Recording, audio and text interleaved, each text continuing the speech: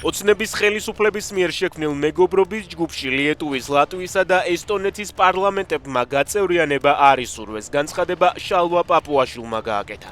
მისი თქმით, ეს ქართველი ხალხის მიმართ მათი არამეგობრული პოლიტიკითაა განპირობებული. სამივე ქვეყანას ჯამში ოცნების ხელისუფლების 100-ზე მეტი მაღალჩინოსანი ჰყავს დასანქცირებული. 600,000 ევროზე მეტი ღირებულების იშვიათი წიგნების მოპარვაში ბრალდებულ ქართველ კაცს ვილნიუსის სასამართლომ 3 წლითა და 4 თვით პატიმრობა შეუფარდა. მიხეილ ზამთარაძემ ვილნიუსის უნივერსიტეტის ბიბლიოთეკიდან 2023 წელს 17 იშვიათი წიგნი მოიპარა. ისინი მე-19 საუკუნეში გამოიცა.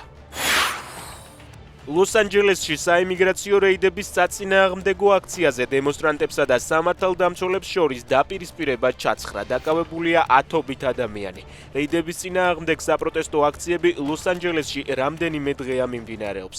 ტრამპმა ქალაქში ეროვნული გვარდიის 2000 ჯარისკაცი გაგზავნა. მოტივი დღეში 3000-მდე მიგრანტის დაკავება იყო. ისრაელმა უკრაინას პატრიოტის საჰაერო თავდაცვის სისტემა გადასცა. უნიკალური აკუმულატორი, რომელსაც შეუძლია 5700 წლის განმავლობაში დამუხტვის გარეშე იმუშაოს. ბრისტოლის უნივერსიტეტისა და დიდი ბრიტანეთის ატომური ენერგიის ორგანოს მეცნიერთა ჯგუფმა უნიკალური მოწყობილობა შექმნა.